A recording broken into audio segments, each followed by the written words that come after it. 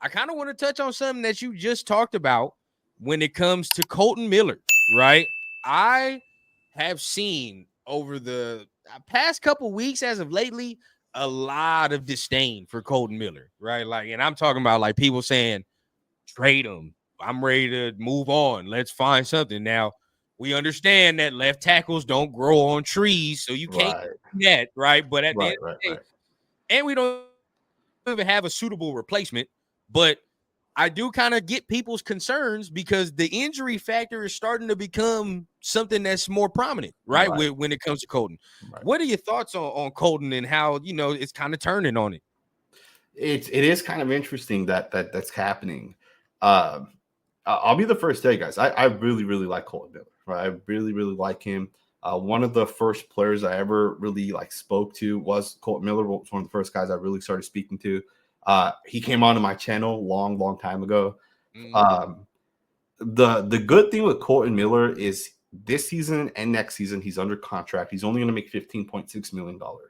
okay. Uh, among tackles, right? I don't know the exact number of what the tackles are. That's not bad, right? You got 2 years at 15.6. That's not Not bad at terrible. all. Not terrible. Especially if you consider, I think he's a top 10 left tackle, right? That's kind of where I would rank him. And there's a lot of good tackles in the NFL. The thing with Colton Miller that I'll say is he is still only 28 years old. So he's still, although he's not super young, he's still a young football player.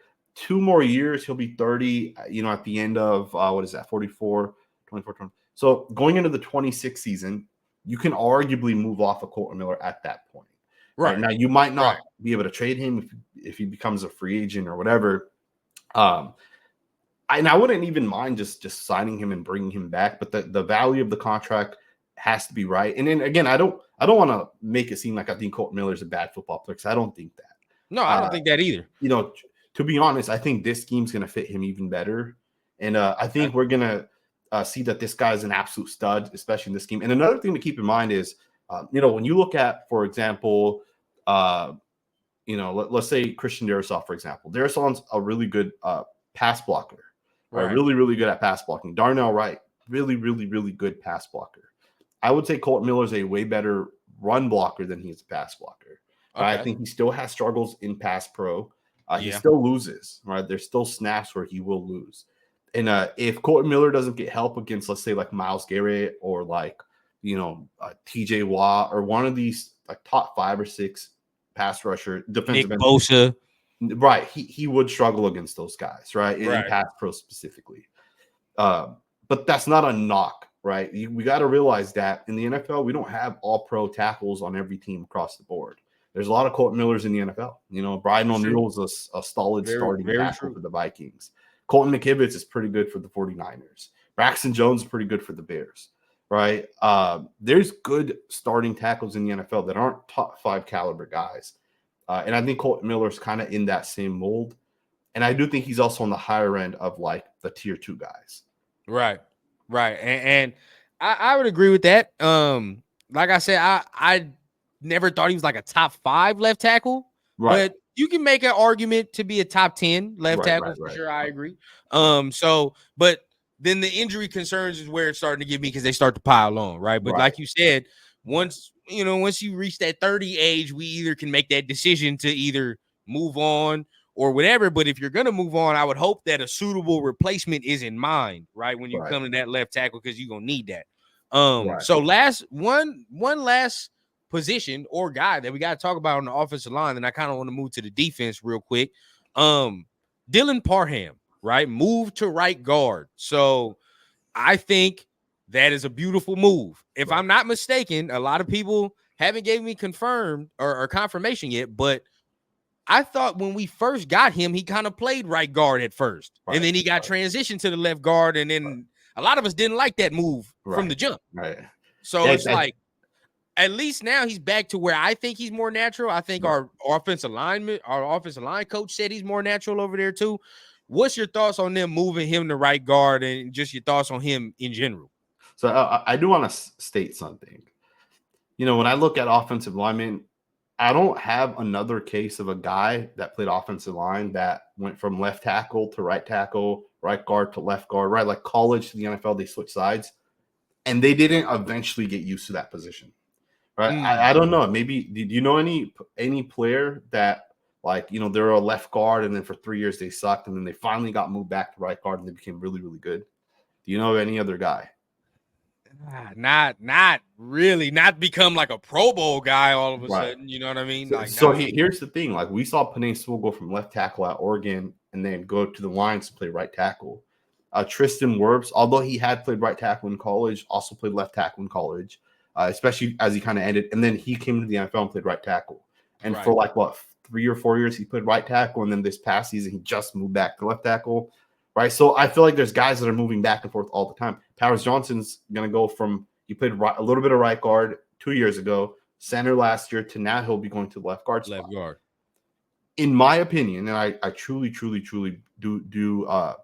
let me rephrase that. I don't want to say something I'm going to regret. There's a chance that Dylan Parham's just not a good football player. Like, there's a chance he's not going to pan out. Now, I'm not saying I 100% believe that because I do believe in development. I think that's a real thing, obviously. Right. And I do think Dylan Parham going into year 3. Year 3 is the final year you're able to tell if a guy's good or not. Year 3 is if you don't take the year 2 leap, there's a chance you'll take a year 3 leap. We saw that with Malcolm Kuntz. Right. The one thing I will say with the guard is with guards, you can see in their rookie years if this guy's good or not. You see pretty early when it comes to that, yeah. Right. And Dylan Parham has good snaps. That's not the issue. I just think sometimes he struggles with power. And the thing with if you're a guard, if you're a tackle and you're fast and you're quick, the way Colton Miller is, it's cool. You're going up against defensive ends. But when you're going up against 350-pound defensive tackles, it's a different ballgame. You're going to see that every week. Yeah, you see that every week. Right. And last year, I feel like he struggled with power. And we'll see if he actually works out going back to the right guard position. But I find it hard to believe that 2 years at left guard, he wasn't able to learn the position. Right. And then we're just assuming that he's going to go back to right guard and he's become really, really good. Now, it's funny you say that. Initially, when we were making all these signings on the offensive line, and my guys, that I do lives with, shout out to TRS, they can attest. My initial thoughts was somebody on this offensive line is kind of in trouble. Right. Somebody ain't playing the way they're supposed to, and I initially thought it was Dylan Parham. Right. Not saying he's a terrible football player, but I think certain moves that we done made, signings that we've made, is kind of like, hey, you got to get yourself in gear type of signings. You know what I mean? That's just in my opinion, where it's like, if you don't pan out here, you're going to get replaced by a veteran guy until we find that solution. You know what I mean? Like, that's kind of where I'm at right there. But I think this offensive line is looking at least better than it was last year or the past 2 years. Better. I'm actually excited for the offensive line this year. I think we have a left tackle for at least 3 to 5 years. We have a left guard for 10 years. I think center, right guard, right tackle are question marks. I think Darren Munford has upside, right? I think he really does have a lot of upside. But I think Dylan Parham's the guy out of the 3 that's most likely to be here long term, right? Okay. I think with Andre James, you got to look to upgrade Andre James, and I think with Darren Munford, I just don't think he's going to be a good football player, right? But that's my personal opinion, and I'll probably change that after I watch camp preseason and I kind of see how he's moving and those type of things. But at the moment, my prediction is Darren Munford's not going to be, the foundational piece at right tackle for the Raiders. Okay. And if he's not, then I don't know what we're gonna do over there. Now it starts to look ugly.